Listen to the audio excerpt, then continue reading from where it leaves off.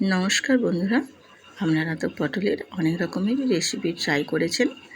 একবার এই ধরনের পটলের রেসিপিটা ট্রাই করে দেখো, আশা করছি ভালো লাগবে। পটলের একটা ইউনিক রেসিপি আপনাদের সবার সাথে আমি শেয়ার করছি আজকে। নতুন বছরে নতুন দিনে আবারও একটা রেসিপি নিয়ে আপনাদের মাঝে হাজির হয়ে গেছি। আমি রূপা, ব্লগ সুইথ রূপা চ্যানেলে আপনাদের সবাইকে স্বাগত জানিয়ে আবারও একটা রেসিপি নিয়ে চলে এসেছি, যেটা পটলের রেসিপি। তো আমি এখানে দেখো তার জন্য নিয়েছি 4 পিস পটল, আর নিয়েছি এখানে একটা বড় সাইজের আলু আর একটা পেঁয়াজ, আর তার সাথে নেব 2টো ডিম দিয়ে আজকে রেসিপি শুরু করব।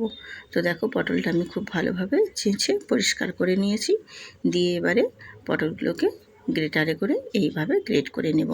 তো পটলগুলো আমি খুব সুন্দর করে কিন্তু আগে ধুয়ে নিয়েছিলাম। তো এবার পটলগুলো গ্রেট করা হয়ে গেছে, এবারে আমি আলুটাও গ্রেট করে নেব। এইরকমভাবে আলু, পটল, পেঁয়াজ সব কিছুটাই কিন্তু আমি খুব ভালোভাবে গ্রেট করে নেব। তো দেখো আমার আলুটাও মোটামুটি গ্রেট করা হয়ে গেছে। এইভাবে ঝুরো ঝুরো করে সব গ্রেট করে নিতে হবে। আর আমি 2টো ডিমও নিয়ে নিয়েছিলাম, ডিমগুলোও সেদ্ধ করে নিয়েছি, সেদ্ধ করে খোসাটা ছাড়িয়ে নিয়েছি। দিয়ে এবার আমি ডিমগুলো গ্রেট করে নেব। তো ডিমগুলো দেখো ঠিক এই একইভাবে সবগুলোকে আমি গ্রেট করে নিয়েছি, গ্রেট করে রেডি করে নিয়েছি। এবারে চলে যাব গ্যাসেতে। গ্যাসেতে একটা কড়াই বসিয়ে দিয়েছি। কড়াইয়ে অল্প একটু তেল দিয়ে তেলটা গরম করে নিয়ে জিরে ফোড়ন দেব।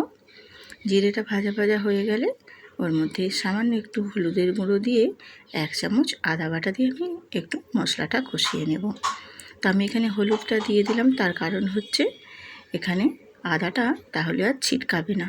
ছিটকে ছিটকে তেলের মধ্যে দিলে যে গায়ে পড়ে, আর ওই জিনিসটা হবে না। তো মোটামুটি আদাটা খুব ভালো করে ভেজে নিতে হবে, যাতে যেন কাঁচা গন্ধটা চলে যায়। এবারে আমি গ্রেট করে রাখা আলু আর পটল সব দিয়ে দেব। তো আমি আলু আর পটলের যে ভেতরে যে জলটা ছিল, সেই জলটা হাত দিয়ে চেপে চেপে বার করে দিয়েছি। তাহলে কী হবে, মশলার সাথে পটলটা খুব ভালোভাবে ভাজা হয়ে যাবে। তো এইভাবে দেখো আমি নাড়াচাড়া করে বেশ সুন্দর করে ভেজে নেব। এবার আমি ওর সাথে দিয়ে দেব পেঁয়াজ, গ্রেট করে রাখা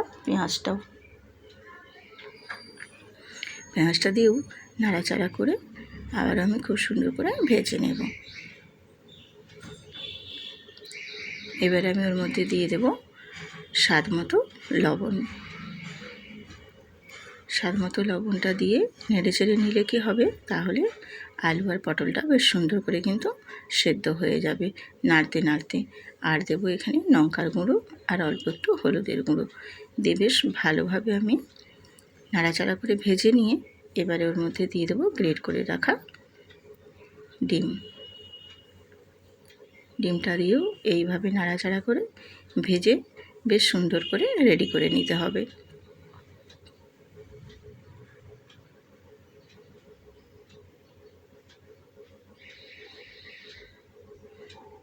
তো মোটামুটি দেখো আমার সব কিছু উপকরণই বেশ সুন্দরভাবে ভাজা হয়ে গেছে। এবার আমি একটা প্লেটে তুলে নিচ্ছি। তুলে নিয়ে আমি এবার একটু ঠান্ডা হতে দিয়ে দেব। তো দেখো মোটামুটি আমার অনেকটাই ঠান্ডা হয়ে গেছে। এবার আমি এর মধ্যে দিয়ে দেব 1 টেবিল চামচ বেসন। তো বেসনটা তোমরা কিন্তু স্কিপ করতেও পারো। তা আমি এখানে বেসনটা দিলাম, তার কারণে আমি যে এগুলো বল আকারে বানাবো সেগুলো কিন্তু বেশ বলটা সেটিং হয়ে যাবে এবং ভাজার সময়ও ভেঙে যাওয়ার কোনো ভয় থাকবে না। তো দেখো মোটামুটি আমি এটা বেসনের সাথে মাখিয়ে খুব সুন্দর করে রেডি করে নিয়েছি। এবার আমি হাতটা ধুয়ে হাতের মধ্যে সামান্য একটু সাদা তেল লাগিয়ে নিয়েছি। দিয়ে আমি এগুলো সব গোল গোল আকারে বলের মতো শেপ দিয়ে দেব। খুব সুন্দর করে দেখো এইভাবে ঠিক বল আকারে প্রত্যেকটাই আমি বানিয়ে নেব। তো মোটামুটি আমার সবগুলো দেখো বানানো হয়ে গেছে বল আকারে।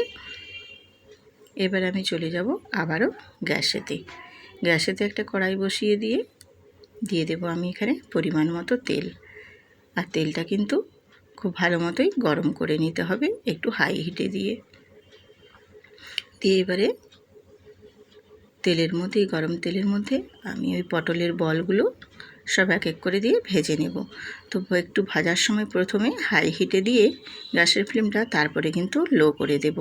তাহলে ভেতর পর্যন্ত খুব সুন্দরভাবে লাল লাল করে ভাজাটা হয়ে যাবে। তো দেখো আমি একটু একটা সাইড ভাজা হয়ে গেছে, আরেকটা সাইডও উল্টে পাল্টে ভেজে নেব। এই রকম লাল লাল করে ভেজে নিতে হবে। দেখতে যেন ঠিক পান্তুয়ার মতো লাগছে। দেখো ঠিক এইভাবে লাল লাল করে ভেজে তুলে নিতে হবে। তো আমার ভাজা হয়ে গেছে, আমি এগুলো সব তুলে নিলাম।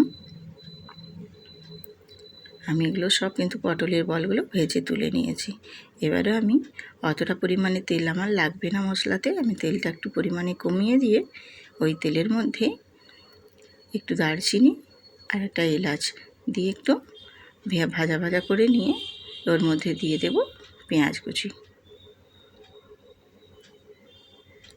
পেঁয়াজটাও বেশ সুন্দর করে একটু ভেজে নিয়ে দিয়ে দেব স্বাদ মতো লবণ, আর দেব হাফ টেবিল চামচ রসুন বাটা। পেঁয়াজ আর রসুনটা খুব সুন্দর করে ভেজে নেব যতক্ষণ না কাঁচা গন্ধটা চলে যায়। তো দেখো মোটামুটি আমার ভাজা হয়ে গেছে। এবার আমি দিয়ে দিচ্ছি গুঁড়ো মশলাগুলো, হলুদ গুঁড়ো, জিরে গুঁড়ো, ধনে গুঁড়ো আর রেড চিলি পাউডারের গুঁড়ো। সব গুঁড়ো মশলাগুলো দিয়ে ভালো মতো আবারও আমি একটু নাড়াচাড়া করে কষিয়ে নেব। এবারে ওর মধ্যে দিয়ে দেব একটা বড় সাইজের টমেটো আর কয়েকটা চেরা কাঁচা লঙ্কা। টমেটোটা একটু নেড়ে চেড়ে ভাজা ভাজা করে নিতে হবে। দিয়ে এবার আমি দিয়ে দেব আদা বাটার পেস্ট। আদা বাটার পেস্টটা দিয়েও বেশ ভালোভাবে নেড়ে চেড়ে মশলাটা কিন্তু খুব সুন্দর করে কষিয়ে নিতে হবে। তো মশলাটা কষিয়ে নিতে হবে যতক্ষণ মশলার গা থেকে তেল ছেড়ে বেরিয়ে আসছে। তো দেখো মোটামুটি আমার মশলাটা কষানো অনেকটাই হয়ে গেছে, মশলার গা থেকেও তেলও পরিমাণে বেরিয়ে এসেছে।